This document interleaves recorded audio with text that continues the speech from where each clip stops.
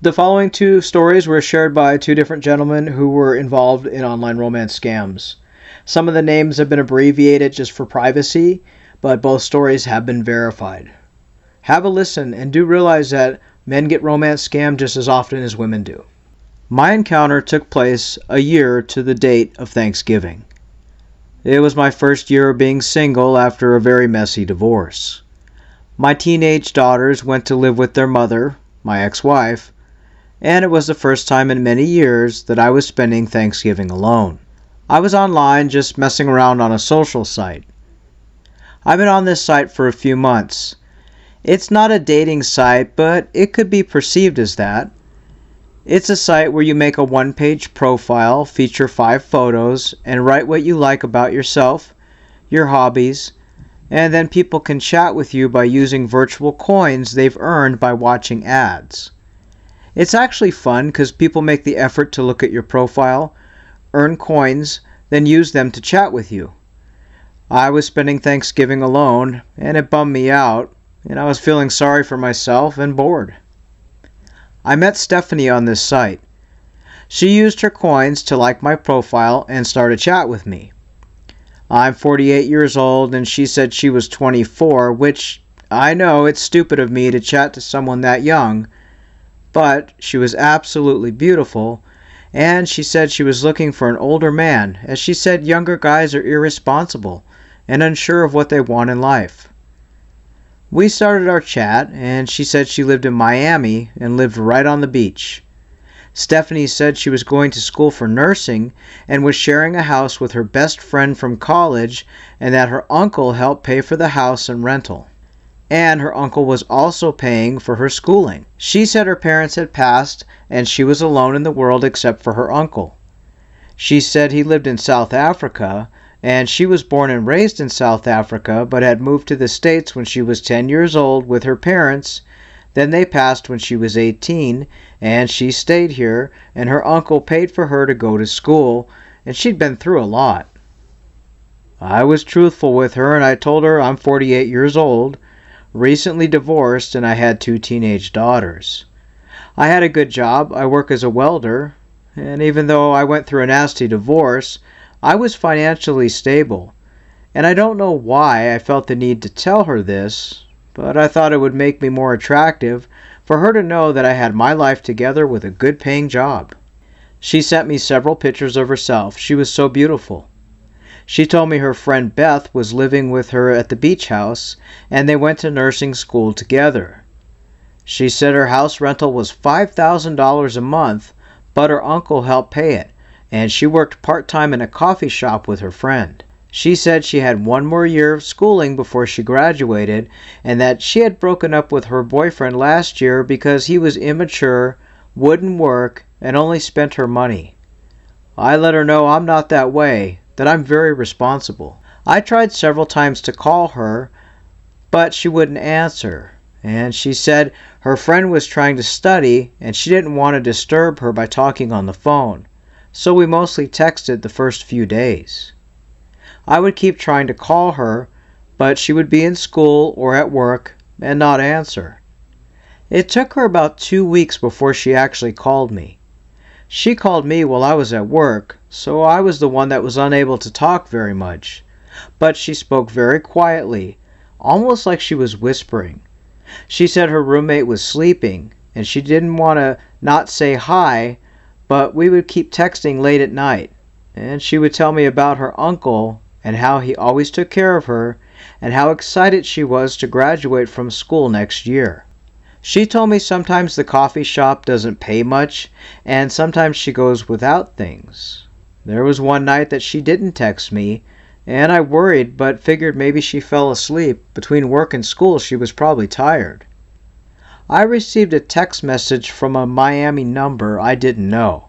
It was not Stephanie's number, but her number was also a Miami-based number.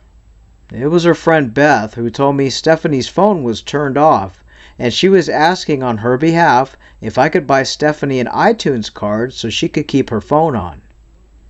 I never owned an iPhone, so Beth, when she told me, I asked her, "What is an iTunes? What does it do?" and she said it adds minutes to the phone like a prepaid card. I told Beth I would go ahead and buy her one. Beth said she needs a $100 iTunes for Stephanie's phone to be back on, and Stephanie was ashamed to ask me for the card. I went and got her one, took a picture, sent it to Beth's number, and about an hour later Stephanie texted me from her phone number and said she was so sorry but she couldn't get her phone on without the iTunes card. I told her next time to tell me when she needs something, that I care a lot about her. We continued this online phone thing. She would sometimes call me, but mostly text. She did send me a video one night saying she was thinking of me, and it was a provocative video. I would send her videos back, and we did this quite a few times. We would text late at night and have provocative conversations. I told Stephanie we should meet. I live about a 12-hour drive from her, but told her maybe one weekend I could come down there to meet. I know the age thing was a big deal, and I asked her several times if she was okay with me being so much older than her, but she told me that age is just a number, and it's fine. She seemed very mature for her age, and she was an adult after all. I guess when all this took place, I wasn't in a good headspace either. Again, my divorce was really rough, and my daughters took their mother's side and everything. We mostly divorced due to financial and me working all the time. So with Stephanie, I wanted to be there for her and made myself available and open to her. That was my downfall. Stephanie would often tell me that they were cutting her hours at the coffee shop, but she never asked me for money up front. She would hint that her phone was low, and I would just buy her these iTunes cards. I probably bought 20 of them over a few months, mostly $100 each. She then would hint that she hated asking her uncle for some money as he pays for her school and house rent, and that he was getting older and wasn't feeling well. She would hint at not eating, and I told her I would order food for her and have it sent to her house, but she would say no and refuse. I offered to order her pizza and other food delivery, and she always said no. I finally got mad at her. Stephanie then asked if I could send some money to her instead. I told her of course. I wanted her to have food and things that she needed. I cared so much for her. I told her that I can do a money transfer as there was a check cashing place by my work that did wire transfers. She thanked me and gave me her full name, which her first name was Stephanie, and she was in Miami. So as you can see, I had no suspicion that she wasn't the real deal. I wired $500 to Stephanie and the money was picked up. She even texted me pictures of groceries she said she had bought and a new pair of shoes she needed. We kept up our online thing, and one night she called me softly crying. She told me her uncle had died and that she knew he was sick, but she didn't know how sick, and that the government took his land back because he owed taxes. She said she didn't know what to do as she would be thrown out in the street and lose her schooling as she couldn't afford anything, and her friend Beth moved back home to New York after they had a big argument about money. I told Stephanie I could come pick her up and she could live with me and maybe pick up a job and go to school here, transfer her schooling. She said no, that she was at the top of her class, but her schooling payment would be due soon, and it was $4,000. And she said her instructor at the school offered her a room to stay in until she could finish school. I pushed for me to come down there and meet her and help her move, but she said her schooling instructor would help. But the cost of school and the room rent, it would be $1,000 a month for the room, plus $4,000 for her schooling. She asked if I could help her, and I told her I would have to see, and I'd have to get some sleep as I worked in the morning. We went back to texting, and I fell asleep. The next day I kept thinking about what to do.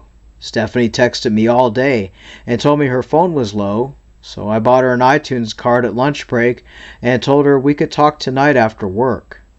We texted and she sent me pictures of her bags packed and that if she didn't get the money or make a choice, she would be out on the street and lose her place in school.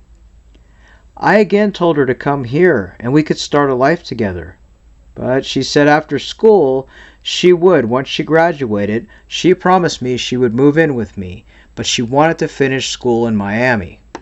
I finally gave in and told her I would send the money. It would be $5,000 in total.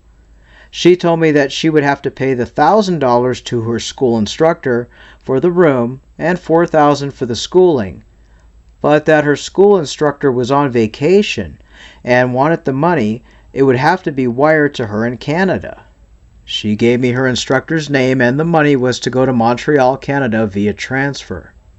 I sent the $1,000 first so she could secure the room and then sent Stephanie a picture of the transfer information. I then asked her the name of the school so I could pay her tuition right up front, and she kept telling me to transfer the money to the school headquarters, which is located in London, and gave me a bank account to a UK bank.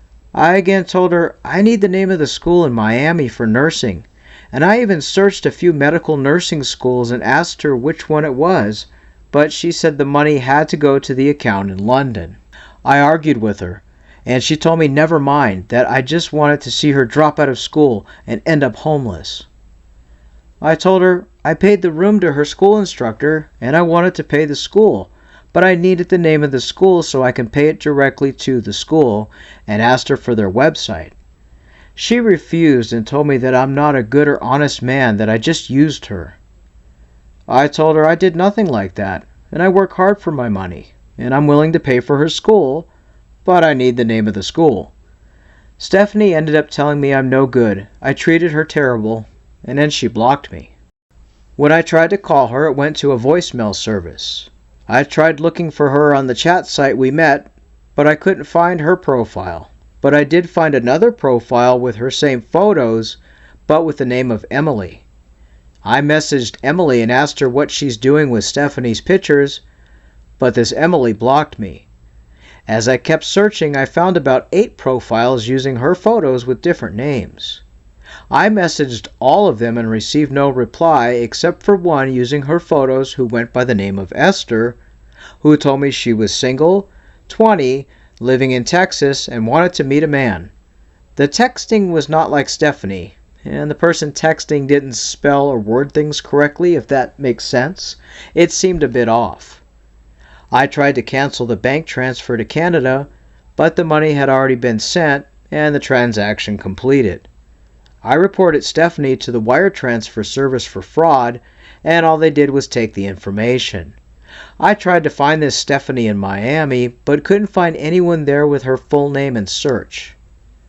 I later found out the photos were stolen from an adult webcam model, as well as the videos, and her name wasn't Stephanie at all. Since this took place, I received calls from all over the world and text messages from different numbers asking if I'm single. I even get text and phone calls from international numbers, mostly with South African country codes.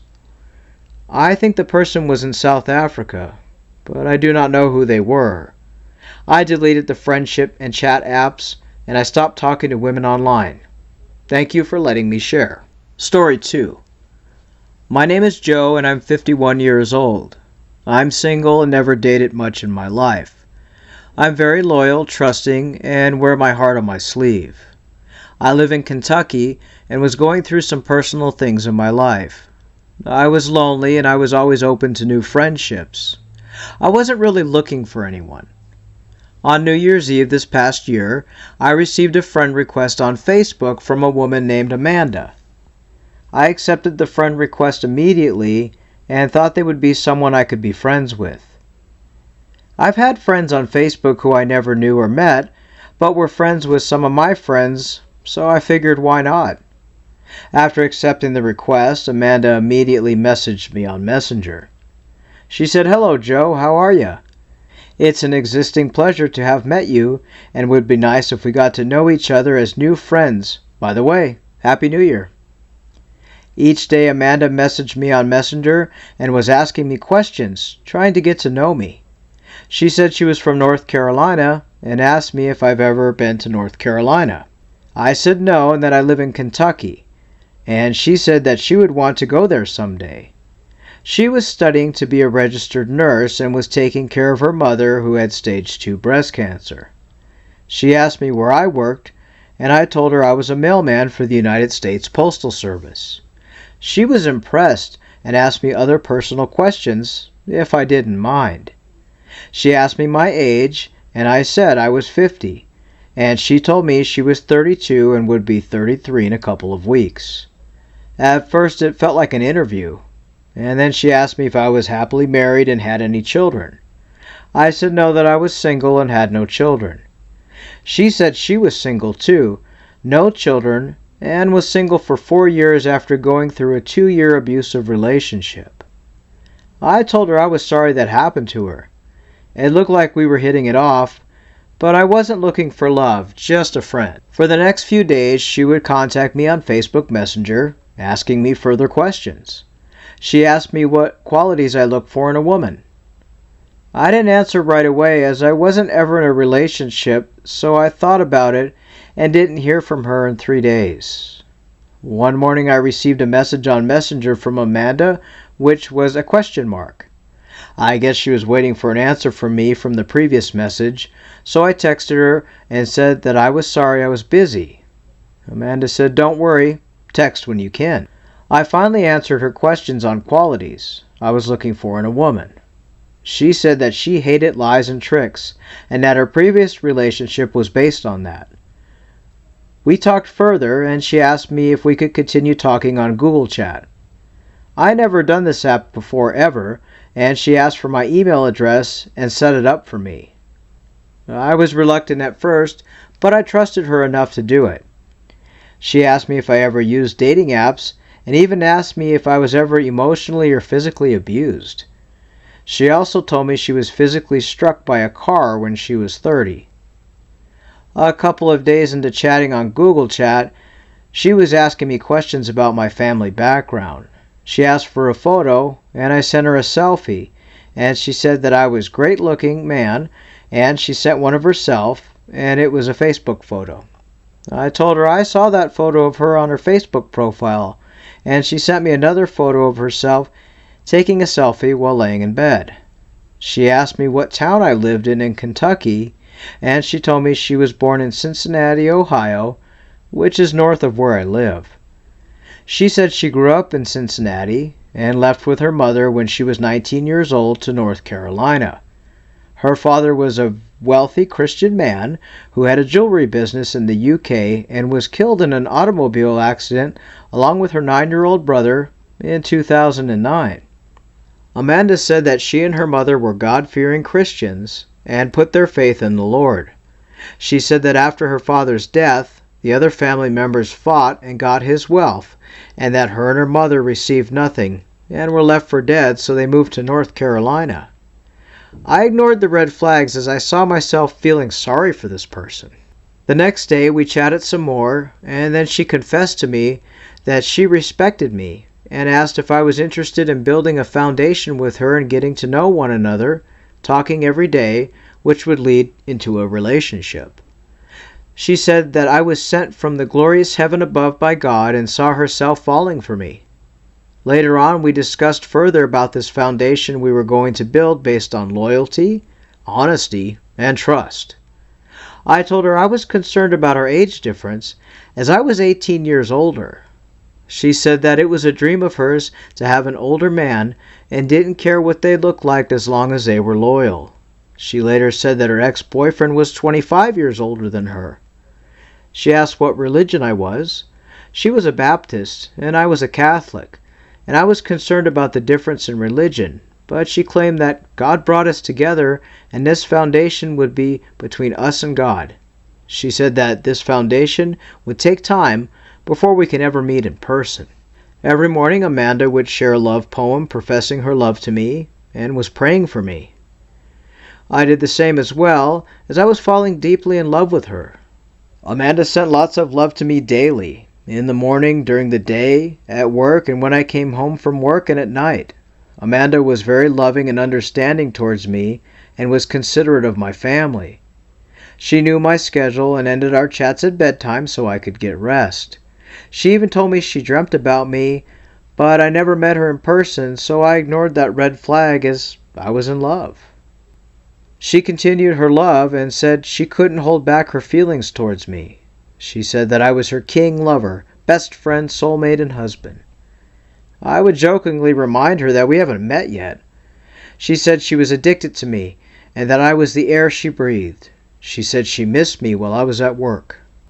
She would ask me what I had to eat daily and what I was up to. She asked me if I was in my room, and she knew that other people lived with me.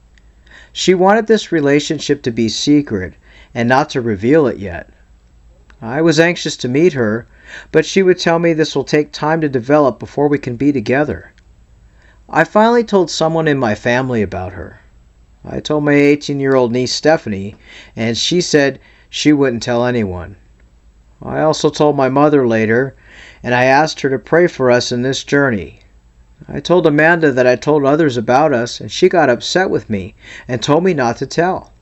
I told Amanda that I had told others about us, and she got upset with me and told me not to tell others as it brings negativity and jealousy, and this is going to be a big surprise for the family. I later told people at work, and she was upset after telling her and said it would lead to jealousy and that I need to stay out of trouble. The first time Amanda asked for money, she said that her Apple iPhone was old and not working properly, and one night before going to bed she asked if I would do a favor for her and help her to get another phone. She also said that she hoped that this doesn't rewind my feelings towards her. I was reluctant and even questioned if she was a potential scammer, as my family warned me about them. She was uncomfortable with that and said do not worry and that I didn't have to give her the money if I didn't want to. She said it would be a birthday gift to get a new phone. She asked for $750 and wanted me to use Cash App. I told her I don't use that app, but I told her I could send her a money order. She told me to send it to her mother and gave me the address. It was a private mailbox in North Carolina, and later learned after Google mapping the address this was to a strip mall and a FedEx facility. I ignored the red flags as I was fully invested in this relationship. A few days later, Amanda texted me and told me that her mother couldn't cash the money order at the bank as it was made out to her instead. I didn't understand this, but I told her I needed the money order back, and it was mailed back to me a week later by her mother. Amanda asked for another $750 so she could get her phone. I sent another money order made out to her mother, and she brought the new Apple iPhone. She had a surprise for me and said that we are all going to talk on the phone. I was excited as she was looking forward to hearing my voice, and she called me on Google Voice. I heard her voice for the first time, and she had an accent. I asked her what accent that was, and she said she was Norwegian and was a U.S. citizen for 7 years. I was surprised and excited that I was talking to her. It was a brief call as she said the reception wasn't the greatest where she lived. We continued chatting on Google Chat. We did try on video chat once on Messenger, but it wouldn't work. We were planning our first meeting, but she said it would take time for us to meet. She said we would be hiking on our first date, and that is what she enjoys. Amanda kept telling me when we do meet in person, it will be a day to remember. We had a discussion about our future and asked if I was able to have children. She told me about dreams she was having about me proposing to her, marrying her, and starting a family. I continued believing her, and I was deeply in love with her. I told her I would treat her with respect and not use her as an object. She said she would respect my rules as a husband and do whatever she can to make me happy. Amanda confessed to me that her mother wasn't doing well with her cancer and that she couldn't have surgery due to not having any funds. Out of curiosity, I asked her how much she needed to have the surgery. She said $2,330, and she was hoping I could help her, as she has nobody else to turn to. I ignored another red flag as I felt sorry for her and her mother. She said she didn't know what to do and was scared. I told her I would give her the money, and this was a small sacrifice since I was invested in this foundation. She called me her hero and knew I was a kind and compassionate man, and that I saved her mother's life. I was also going through a tough time in my life and also lost my aunt around this time. Amanda was there for me, and she even was praying with me for my aunt. She also begged for prayers for her mother, and I went online to ask for prayers on a religious website. It was a Holy Sepulchre in Jerusalem, where they light a candle and pray for individuals for several days, and they emailed photos to me, and I screenshot them to Amanda. She was very happy, and even showed her mother. Amanda received the money for the surgery and scheduled a date for the surgery, which was in a week. I found that odd, but ignored it. She said her mother had a secret to reveal after the surgery. She had the surgery and revealed to Amanda that Amanda's father, Mr. Dodson, did leave her an inheritance of gold in the UK, which was in Scotland, and was to claim it in the event she either received a degree or got married. I ignored the red flag as I was too blind in love. Amanda told me that her mother was grateful and said that I saved her life and thanked me for my participation. One morning I went on FB and I saw a change in Amanda's status from single to in a relationship. We never met and only talked on voice twice, so how can we be in a relationship? I asked her about the change in status, and she admitted she did change it because our bond and foundation is getting stronger. I jokingly asked her if we were going steady. She told me she was madly in love with me and advised me not to talk to other women as I'm hers. She told me she will show the other women on how to treat a man and keep my heart safe. I felt safe with Amanda, as she always reassured me and gave me confidence. She told me she had a surprise for me in the mail in a couple of days. The surprise was 24 roses. I've never had anyone give me flowers. I never thought men can receive flowers. The flowers had a note saying, "Hey Joe, here's a little something from my heart to let you know how much you mean to me. I promise to love you until the end of time. Yours, Amanda." I told her I had a surprise for her the next week since it was Valentine's Day. I gave her a birthstone bracelet with her name engraved.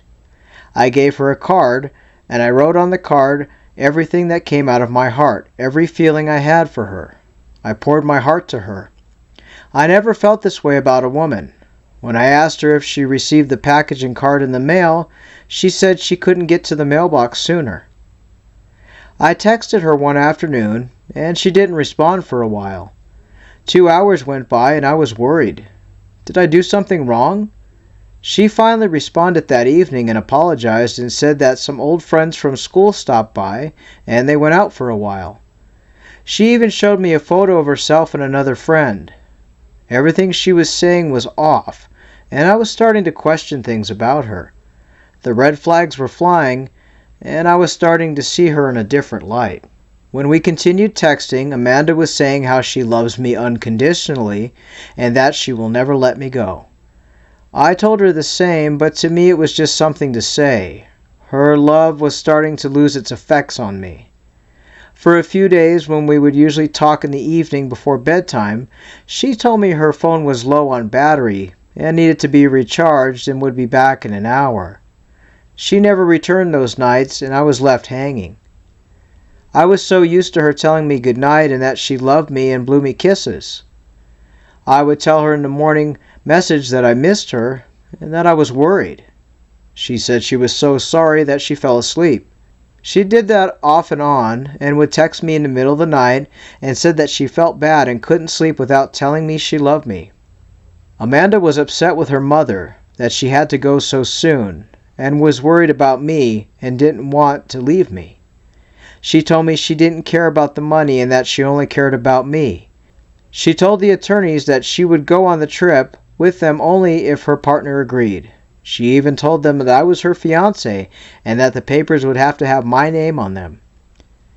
I was starting to get scared as this was getting bizarre. I told her the inheritance belongs to her and not to me, and she said it would be for our future and for our future children. The night before she was set to leave for Scotland, Amanda asked me for a favor to give her $500 for her mother to keep her sustained while she was gone. She didn't know how long she would be gone. She told me to send it through Cash App or PayPal. The next morning before she was to leave, she asked me if I sent the money. I said no because I didn't know how to use Cash App or PayPal and had trouble wiring it. Amanda asked me for $1,000 this time, and I tried again to wire it again through Cash App. She told me to send it to a neighbor of her mother, and I told her this was the last time I'm sending her money, as this was becoming a habit for her. She said once she receives her inheritance, we won't have to worry about money, as she will be working as a registered nurse once she gets her degree. She told me to send the money like I did before, through the mail. I then received a text from my niece Stephanie telling me to Google search Tanya. I knew something was up. I searched her and saw the person who I thought I was talking to all this time. This person wasn't Amanda, but an adult film star and model named Tanya. I was confused and shocked and angry as this person lied to me all this time. I was scammed by Amanda for a total of almost $4,000. She didn't get the $1,000 I was supposed to send her. I talked to my niece and she explained to me that Tanya's photos were stolen and I was a victim also. I blocked Amanda immediately from FB. Later that evening, I received a friend request from a Teresa, who was supposed to be Amanda's mother. I blocked her as well, as she was probably in on the scam. Amanda emailed me and was begging me to talk to her, and even told me if she'd done anything to hurt me to please talk to her. She said her sick mother was crying after being blocked and that I was breaking her heart. She continued with multiple emails begging me to talk to her. I finally confronted her and asked who she really was. She said she was Amanda, who wasn't being honest with me about her past. She tried to tell me that she was an internet model who was forced into it after her father died. I didn't believe her and told her that she was a liar and a scammer who only wanted money. I told her I couldn't do this relationship anymore as it was a big lie. She would email me, being compassionate and concerned about me, and begged me to give her another chance and if we can reprogram our foundation and to forgive her, and even wanted to meet up with me. I told her we were through and not to contact me again. She continued to email me and now trying to make me feel guilty by telling me how stressed she is and how she could not sleep or eat and is losing weight because of me. She sent me a picture of her on the plane wearing a face mask. I knew it was fake. She finally told me if I needed to think things over and if I unblock her, she would know that I'm coming back to her. I later reported her to IC3 and the FTC. I told my sister Andrea about Amanda and asked for her to do some detective work for me. Andrea later confronted Amanda on FB Messenger and told her that she has done a real number on me and I won't be the same again. She told Amanda if she wants to regain my trust, then she needs to return the money. Amanda emailed me and accused me of going to my family and having them reach out to her just to tease her. She told me that my sister called her mother names. I told Andrea about this and she confronted her again on Messenger and called her a liar and told her that the FBI has been notified and that she committed a crime. Amanda told her that she committed no crime and that she and me fell in love and it couldn't be maintained. Andrea got angry with Amanda and called her names and needs to get a job and quit pretending to be a God-fearing woman. She told her that the authorities are coming for her and that the air marshals are flying between the Philippines and the UK and circling around Nigeria. Andrea ended the conversation by giving Amanda a huge emoji of her giving her the middle finger and then blocked her. I received an email from a man named Bobby who claimed to be Amanda's attorney. He was a friend of her father's who was handling her inheritance claim. He wanted to speak on behalf of Amanda and apologized to me for her not being honest about her past and that she had no choice in being an internet model. He told me she was stressed out during the whole trip and wouldn't come out of her hotel room and couldn't eat for days and she was losing weight. He tried to get us to get back together and wanted me to know the truth. Amanda would continue to contact me and told me nothing would stop her from contacting me and that I gave up too soon on our relationship. She blamed this on my family and called them hatred and lame and were jealous of her taking me away from them.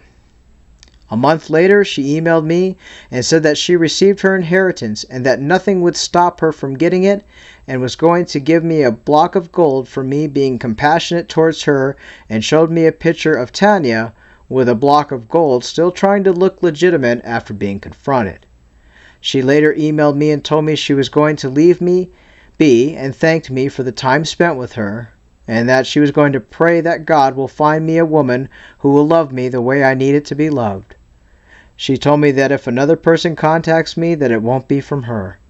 I sense that there is more than one person involved in this scam. A few weeks later, I received another email from Amanda who told me that she has healed and is going to delete everything about me on her phone. She wished me well and will pray that God will find me a woman to love me as I needed to be loved.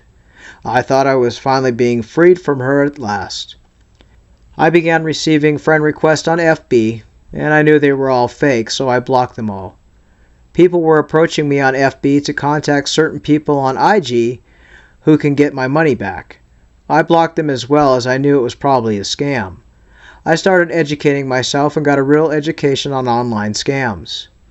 I then knew that I was a victim of a romance scam.